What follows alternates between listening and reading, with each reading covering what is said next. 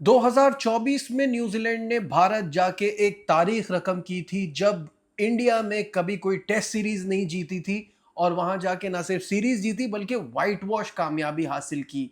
आज एक और तारीख रकम की है। इंडिया में कभी वनडे सीरीज नहीं जीती थी और आज एक जबरदस्त मुकाबले के बाद ना सिर्फ वनडे सीरीज जीती बल्कि उस ग्राउंड में डिसाइडर मैच हराया है जहां इंडियन टीम कभी किसी से पकड़ी नहीं गई थी। This is Najibul Asnan, honestly speaking. What a fantastic game of cricket.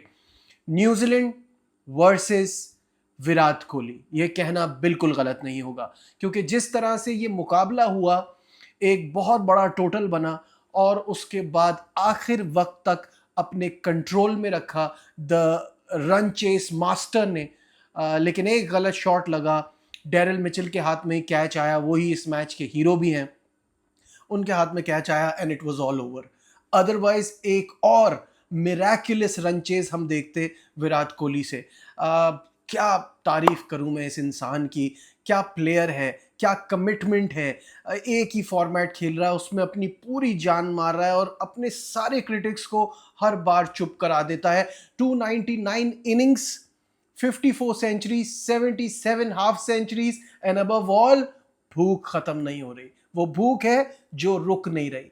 वो अपना नाम, अपने स्टेचर की जो इज्जत रख रहा है ना अपनी परफॉर्मेंस से, वो कमाल है। अनफॉर्चुनेटली आज मैच नहीं जिता पाया लेकिन ही वाज ऑलमोस्ट देयर, क्योंकि एक पॉइंट पे ऐसा लग रहा था कि ये मैच बड़ी बुरी तरह नाकामी होगी इंडिया को इसमें। जितने बुरे शॉट इंडियन बैटर्स खेले थे। खैर शुरुआत से शुरू करते हैं क्योंकि यहाँ मेरे हिसाब से the biggest culprit was the captaincy, क्योंकि बहुत ही पुअर कैप्टनसी रही मेरे हिसाब से शुभमन गिल की, और उसकी वजह से बहुत सारी चीज़ों में मसले हुए। खैर इंडिया ने टॉस जीता, फील्डिंग का फैसला किया और हम देख रहे हैं कुछ अरसे से कि इंडियन बॉलिंग जो है वो ज़रा ज़्यादा डिसअपॉइंट कर रही है। वो इस तरह के बड़े बड़े स्कोर्स जो है ना वो इंडियन टीम पे बन रहे हैं। खैर ये वैसे भी एक हाई स्कोरिंग ग्राउंड है। इंदौर के इस मैदान में एक साइड जो है वो 62 मीटर है, एक साइड 63 मीटर है, स्ट्रेट 71 मीटर है, तो ज़्यादा बड़ी बाउंड्रीज नहीं है। और इस बात का मैंने आपको पहले भी बताया था, यहाँ का first inning average score is 332। तो ये स्कोर जब मैच शुरू हुआ तो लग रहा था कि ऐसा पॉसिबल नहीं होगा, क्योंकि अर्ली ऑन न्यूजीलैंड की 2 विकेटें बिल्कुल शुरू में ही गिर गई। 5 रन पे पहला खिलाड़ी आउट हुआ, नहीं 5 रन पे पहला खिलाड़ी आउट हुआ और 5 रन पे ही दूसरी विकेट गिरी, 58 फॉर 3। लेकिन उसके बाद जो पार्टनरशिप लगी है डेरिल मिचेल और ग्लेन फिलिप्स के दरमियान, Daryl Mitchell is a monster. पिछले 7 में से 6 इनिंग्स इस बंदे के 50 प्लस स्कोर्स हैं और सारे बड़े बड़े स्कोर्स हैं। मेरे पास यहाँ लिखे हुए, मैं आपको बता भी देता हूँ। माउंट मॉन्गनुई में इंग्लैंड के खिलाफ 78 नॉट आउट, हैमिल्टन में इंग्लैंड के खिलाफ 56 नॉट आउट, एक वेलिंगटन में 44 का स्कोर है, फिर वेस्ट इंडीज के खिलाफ क्राइस्ट चर्च में 119, फिर भारत के खिलाफ बड़ौदा में 84, फिर भारत के खिलाफ राजकोट में 131 नॉट आउट, और आज भी भारत के खिलाफ 137 की ये जो धमाकेदार इनिंग खेली है। ये जो मैं पिछले 7 मैचेस बता रहा हूं ना, इसमें एवरेज बन रहा है 162 का। अनबिलीवेबल। और इतनी मुश्किल सिचुएशन में क्या ये बंदा खेल रहा था। ग्लेन फिलिप्स को भी दाद देनी पड़ेगी क्योंकि उनको भी वनडे क्रिकेट में इतनी जल्दी आने की आदत नहीं है, टाइम लगता है, ऊपर से रन हो रहे होते हैं, वो आते हैं, फिर वो अपने स्टाइल में खेलते हैं। आज उनको थोड़ा जल्दी आना पड़ा और उन्होंने जो पार्टनरशिप लगाई, 106 ऑन 88 बॉल्स जिसमें 9 चौके हैं और 3 छक्के हैं, ही वॉज टू गुड। और पूरा इन दोनों ने जो बेस बनाई है ना, उसकी वजह से ये बड़ा स्कोर बना। Michael Bracewell also score 28 run, 155 के स्ट्राइक रेट से उन्होंने एंड में जाके रन स्कोर किए। 337 फॉर 8 यानी अबव एवरेज स्कोर था। बहुत ही ब्रिलियंट मेरे हिसाब से स्कोर है। वैसे तो मैंने कहा ना average first inning score is 332, लेकिन ये डिसाइडर गेम था, इसमें ये स्कोर बहुत ही बड़ा पहाड़ जैसा स्कोर महसूस हो रहा था। फिर यहाँ पे मैं आपको बताऊं कि बॉलिंग में जो इंडिया से गलतियां हुई हैं ना, पहले तो ये अच्छा लगा मुझे कि उन्होंने although Siraj is the main fast bowler, लेकिन उन्होंने स्टार्ट लिया अर्शदीप और हर्षित राणा से और दोनों ने अच्छी बॉलिंग कराई। हर्षित राणा छा गए वो आज भी, लेकिन अ बिट एक्सपेंसिव, ये एक मसला रहा। 3 विकेटें उन्होंने ली लेकिन 84 रन्स दिए। अर्शदीप ने भी 3 विकेटें ली लेकिन अपने 10 ओवर में 63 रन्स दिए। प्रॉब्लम मुझे यहाँ होती है कि कुलदीप और जडेजा आपके मेन स्पिनर है, उससे पहले नीतीश कुमार रेड्डी आ रहे हैं। कुलदीप को भी वो सेटल नहीं होने दे रहे थे।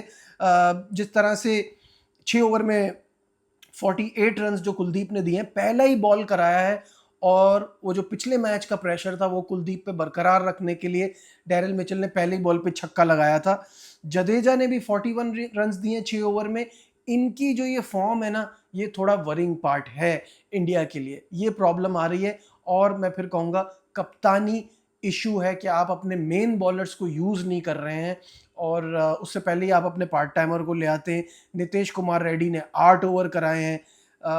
तो मसले मसाइल हैं, उस पर मैं बाद में आता हूँ कि वो प्रॉब्लम्स क्या हैं।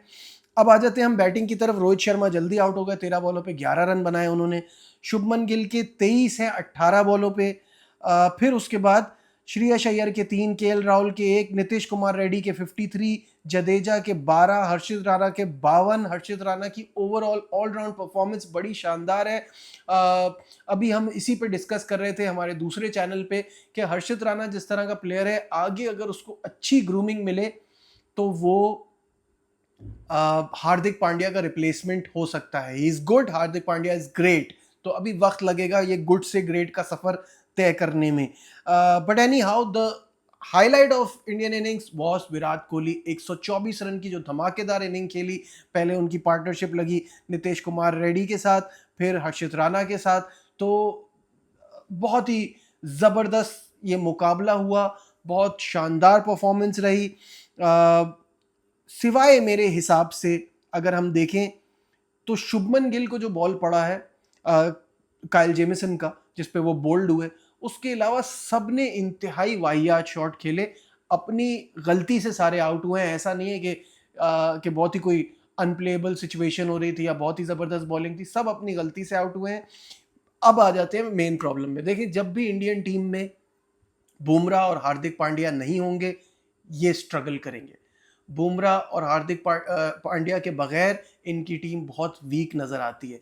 लेकिन जहां हम ये बात कर रहे हैं, और मैं पाकिस्तान के लिए हमेशा कहता हूं कि क्या BC टीमों से खेलते हैं, तो आए ज़रा हम न्यूजीलैंड की टीम पर भी एक नज़र डाल लेते हैं। Kane Williamson, Rachin Ravindra, Tom Latham, Mark Chapman, Mitchell Santner, Matt Henry, Lockie Ferguson, Jacob Duffy, Ish Sodhi, willow रूक, ये सारे नहीं हैं।